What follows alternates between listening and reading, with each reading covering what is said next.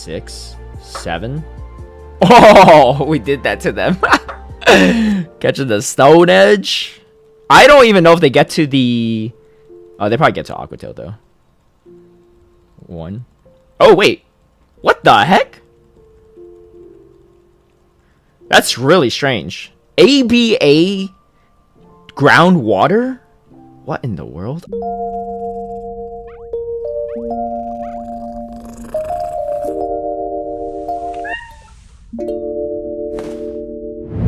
Hey everyone, I hope you're doing well. Today, I got a really fun team for you all. So, a little backstory. I am in a caster tournament where all the people that casted Pokemon Go tournaments compete against each other, and I decided to run the NEIC's Champions team. It's Axon, and it has Araquanid and some other things. Now, after I did a match, I just queued into Go Battle League, and I accidentally forgot to change my team. I was running the Shadow Scizor team that I posted in yesterday's video, and I accidentally just locked in this team that I just used. Turned out, it worked like magic. This Araquanid thing is busted in so many situations. So the team is an Araquanid with a Shadow Drapion Safe Swap and a Diggersby in the back. And it's really, really fun to play. I'm going to show you my first 2 sets playing this team. Went way better than I expected. Before we get into the battles, I want to give a big shout out and thank you to all my patrons who've been supporting my content creation. If you'd like private one-on-one coaching, scrims against me, some of my league guides and strategies ahead of time, or even tune into my live stream battles, feel free to sign up through the Patreon link down below. Yeah, to kick things off, I mean, like I said, I just locked this team in, and fun enough, we get a fantastic lead into Greninja, so we'll take that. And of course, they say swap the Dusclops too. So obviously, a little slight spoiler, but I do win this specific battle. But because of that, I'm like, let's just see how far we can take this, right? And we have 2 back-to-back sets to showcase the beauty of this team. Now, against a non-Shadow Dusclops, they can't really flip switch advantage here. A Shadow can if they are able to bait a Shadow Punch. So I'm going to throw purposely on bad time just so I can grab another shield here. Because, yeah, I'm really loaded on moves. If they shield, I will shield as well. And I think because of that, they just quit out because they're like, oh, okay, I'm a little too far behind. All right, let's continue on. Battle number 2. All right, so this is not the best lead of times. Now, I go straight Water Pulse. Maybe after this video, some people might change how they play the Annihilape matchup. But almost no Annihilape shield. I've never seen Annihilape shield this Water Pulse. If it's a Primeape, maybe. But Annihilape, no, not quite. So it puts me in a really good position because I can Bug Bite down. I mean, this is like double resisted Bug Bites. But still, not too bad. All right. And we get this debuff through. Now we could match it in the mirror matchup here. Even if they take me out here, it's not the end of the world because I could farm down with that Diggersby. So I just know that they're probably weak to Diggersby if they have a Annihilape in the lead and a Drapion Safe Swap. So I just don't want to give them what they're looking for here, right? All right, and they come in with the Annihilape too. That's actually really good for me because now I grab a shield or I take them out, and yeah, I mean, that's probably my biggest weakness here. Let's see what they have in the back, but okay, so it's their own Diggersby. That's fine. But now I'm going to just match it with my own, and we're in a really good spot because they let that go. They still have a shield advantage though, so, and if I get debuffed, it could get a little problematic. Luckily, we don't get debuffed, so we start throwing Scorching Sands. They also have a catch opportunity, so it's something to think about. But yeah, I mean, overall, this team feels very safe overall. I think the hardest thing to deal with is probably a jump left lead. I find that most of the time the backline is really strong to my backline, and I can't really stay in that matchup, right? So, oh, I kind of goof here. I make a bad catch attempt here. Probably should just stayed in and just thrown straight Fire Punch. But yeah, that was kind of a bad play by me. And let's see if we could get the Bug Bite down. Yeah, I think we actually end up losing it because of that bad play. Yeah. So probably should have gone for that, but it's what it is. All right, we're at Shadow Typhlosion. Like I said, these are my first few battles running this team, so a little bit unfamiliarity with some of these, how to play out some against certain matchups. But for this one, I find that you just stay in here, shield the first Thunder Punch. You could let the next one go. But this person actually swaps out themselves. The thing I love about Araquanid is you can debuff, then swap over, and you just don't lose switch advantage, which is really nice. My whole team's like decent into Typhlosion though. I mean, it has the potential to beat everything on it, but at the same time too, everything has play into it. So It's not the end of the world. They still have 2 shields, so if I could grab shields off of this fur, that's fine with me, and I could just come out with energy, right? Okay, well, they go down there, and they actually come in Typhlosion, which is pretty surprising to me, because, yeah, I was going to get to this Aqua Tail for sure. And now I come in with the Arachnid. This is a little bit awkward, because they're going to come out with a lot of energy. They shield, though, the Bubble Beam, which works out really well for me. So that kind of clears the way. And if they go Brave Bird, then we're in an even better position. So I figure they're probably going to go Fly. I actually probably think I just saved the shield for the Typhlosion at this point. Throwing Charge Strike Priority is really nice here, too, because they can't catch, right? And they're closing in on Quick Attack range. They probably swap out? Yeah, they do swap out. Oh, and we go for the catch. Probably not necessary, but hey. A little bit of flair can go a long way. This is probably just a Thunder Punch, and yeah, it is. So really, really put the stamp on that game right there. All right, Primeape. Okay, so yeah, these fighter leads are kind of annoying because the bug bite damage is not that great. Although it's not like double resisted here at least, so it's kind of nice. Again, I kind of had a feeling that Primeape might shield, whereas Annihilape doesn't, but this one doesn't even shield either. They come in Diggersby though, which is really weird to me, because this is a really bad matchup for Diggersby. So at least now we have this mirror matchup, and it's going to help even things out a bit, unless I get debuff, which I don't, which is nice. They have less health and they're debuffed, so we should be able to take switch advantage pretty easily here. Of course, future debuffs can change that, but I essentially just want to realign that Primeape onto my Arachnid if possible. I think they didn't throw any energy, so that's something to watch out for. But because they stay in here, this is quite nice for me, because now, oh my gosh, look at how little that does. Yeah. I forced their energy here, which is quite good. If they go Rage Fist, I should get to move. They go Close Combat, which is even better because now they're debuffed. And then Rage Fist should not do much at all here. Oh, they went Close Combat again. I mean, that's kind of smart. Yeah. And then we have them pretty countered in the back. I mean, this matchup is kind of weird if they shield every crunch, though, and then maybe pivot out. So I'm going to just build up as much as I can and see what they do. They end up shielding, so I'm just going to bait here, expecting that there's probably a good chance they shield. Probably a good chance. Alright, and then they could potentially go for a catch opportunity, so something to watch out for. Okay, yeah. I go for the optimization, though, to make it so they can't go for that catch, assuming they don't pause. And we're good to go. I mean, they gotta go throw, like, a close combat again here, right, to do anything meaningful, but we're just going to Bubble Beam and Bug Bite down. Yeah, the Bug Bite damage, even resisted, is actually not too bad. I mean, it's like even if it's like 1 damage a piece, it kind of really chews through a lot of these health bars. Alright, Galarian Moltres, not a good lead, but we have like kind of okay answers. We don't have clear answers for this in the back, but that being said, if I could flip Switch Advantage, that's quite nice, or if I could grab Shield Advantage, that's quite nice. It's going to be a little bit hard at times, so we'll see what we can do. Most Diggersby these days, I found, a lot of players will not go straight, like fire, or they won't Fire Punch bait you. They'll probably go straight Scorching Sand. So again, this is a good situation because we get that shield advantage, and now I can Bug Bite all the way down, and then they actually swap over to their Drapion. This is not the worst for me. Obviously, I could have stayed in there, but I actually don't hate this because, like I said, the Bug Bite damage is actually not too bad, and it's neutral against Galarian Moltres. And I unfortunately don't Charge priority, so I go for Undercharge. Can we get the perfect Undercharge? Looks like we can. We get it. Well, I guess it could have been. We could have got it when they get to the 4th Poison Sting because they can't get the move off that point, right? So, that being said, we are going to start chipping this down a bit. I think I go straight for the Water Pulse here because if they don't shield it, it gets really uncomfortable for me. But if they do shield it, I still have a shield to play around with. And you can see this Bug Bite damage is really adding up. So even if they shielded that too, I mean, it's not like the Sucker Punch is going to take me out, right? So I still can comfortably take this out. And there's just nothing that the Diggersby can do against me with this much health. We're just going to go Bug Bite all the way down. Yeah, this Fire Punch is not going to be enough. Unlikely to go Scorching Sand. Yeah. And then we have the move. Alright, voila. Not a great lead, but there's play around it, too. I mean, Drapion Stay Swap obviously is really strong, right, in grabbing shields. Alright. We go 4-1. First time using the team. Could have been a 5-0. I think that one game I misplayed by trying to go for a catch when I didn't need to. So off to a good start. Especially, you know, this is my first time using the team. So if it's your first time using it and you know you have the guidance from my video too, it could be quite good. All right, the Dedenne, pretty bad lead. Not really worth shielding there either. So I need to just try to, you know, maybe try to do some shenanigans and grab shield advantage, switch advantage, something like that.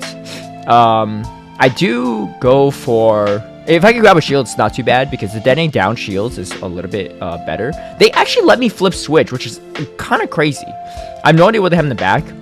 Probably a flyer maybe, but this is really good for me though. So we'll see what they do. Oh, it ends up being a Zoomer. Yeah, this is quite good for me. So, you know, sometimes even if it seems like you can't flip switch, it might be worth going for it. Worst case scenario, we would have been on one shield apiece, which again, for dealing with the Dedenne purposes is not a bad idea because the Dedenne is just really annoying with shields. So the less shields they have, the better. But now we're in a pretty okay position. Zoomer, I mean, it's all resistant moves, so I like to go at least like one Bubble Beam and see what happens here. I expected the combo play here, and in comes the Dedenne. We still have a lot of shields to go through, but they just let it go. So that's actually kind of nice for me. I have a feeling that they're probably going to shield up this Azumarill, so I do go for the Fire Punch bait because everything else is resisted from Araquanid. And we get the Scorching Sand, which is wonderful. And they probably shield this as well. Yeah, they do. But we just shield this up and just slowly debuff them and Bug Bite them to oblivion. So again, Araquanid is just pretty annoying to deal with, especially if you can't clear these debuffs, right? Like, look at this. It's just so uncomfortable. I probably have to go Water Pulse here, though. Go for another Bulby is kind of not really the play, I think.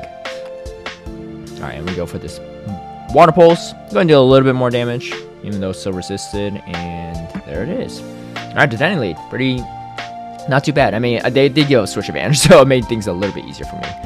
All right, going against my buddy Dave Dang. Shadow Scizor. Like I talked about in my last video, really hard to deal with, but Araquanid, it's one of the few Pokemon that deals with it pretty easily. So, I'm going to go straight for the Bubble Beam, because if they don't shield it, it gets pretty uncomfortable for them as well. Yeah, but just look at this, right? It's just not great time for them. I don't know if I could Bug Bite down, though. I might have to, yeah, he gets the boost as well, so I have to go for this Bubble Beam. Probably no shields, yeah, so that's really good for me. So I win switch advantage, and I have a shield advantage. You know, in those situations, it's going to be a good time. Alright, probably an Ice Beam, but I just let it go anyway. Maybe I should have shielded. There's a good chance that the Diggersby should be okay, decently strong into it, but it could be another water type in the back. Scizor double water is a pretty common line, so I'm a little bit nervous, and maybe I'm starting to slowly regret that I didn't shield the Drapion. But let's see what happens here. We should be able to take out the Azumarill at least. Oh, and in comes a Lantern. Water Gun Lantern on top of it. Like I said, it is a water type, but at least they take super effective from my Scorching Sand. I wanted to spend the shield here. I have almost 2 Aqua Tails loaded, so I do, if I could put it on Aqua Tail range, I'm actually not in the worst position. And I don't think the Zoomer has a move, so as long as I blind throw the Aqua Tail, I should be okay. Alright, great timing from Dave Dang right here to throw the Surf before I get the move off. But I have the back-to-back Aqua Tail. Should be enough to take out the Lantern. Oh, wait, he goes for a catch. Great catch.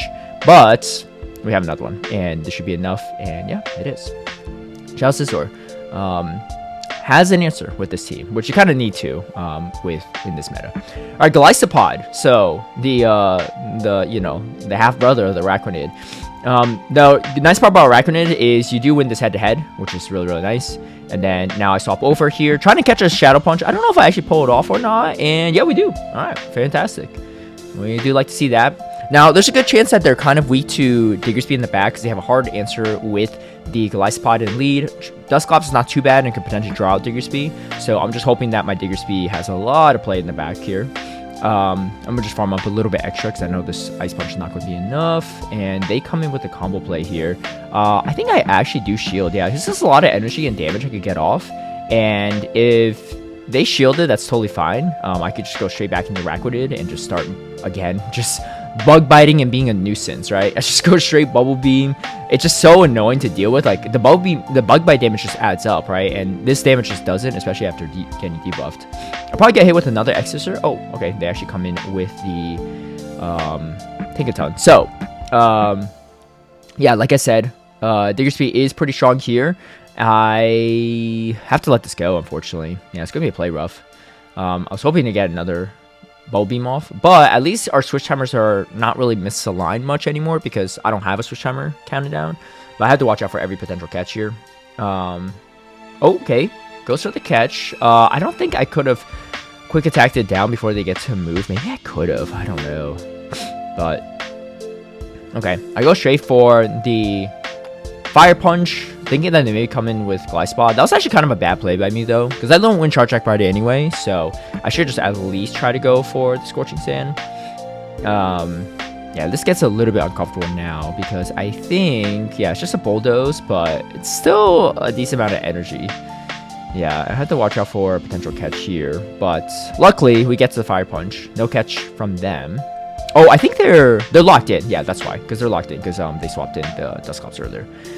So we do manage to get it. Some misplays, especially in the late game there. But yeah, so well played by my opponent, given how hard counter it was actually in the back end. All right, this is a brutal lead because it beats my Araquanid, it beats my Diggersby, and I can't swap in Diggersby into this, right? So it gets really, really bad.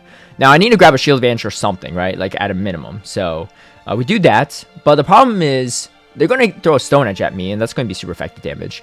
And it's going to do more than a Shadow Ball, so I feel like maybe I should shield and see what happens, but it's a little bit awkward.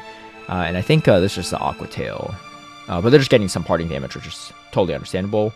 All right, and I go for the Water Pulse, because they can always swap out to clear the debuffs. I need to do some type of damage here, right? Because it's really bad for me here. And they have a ton of energy on this Drifblim now too. Luckily, it is running Astonish, so the energy charging is a little bit slower. But not a good time for me.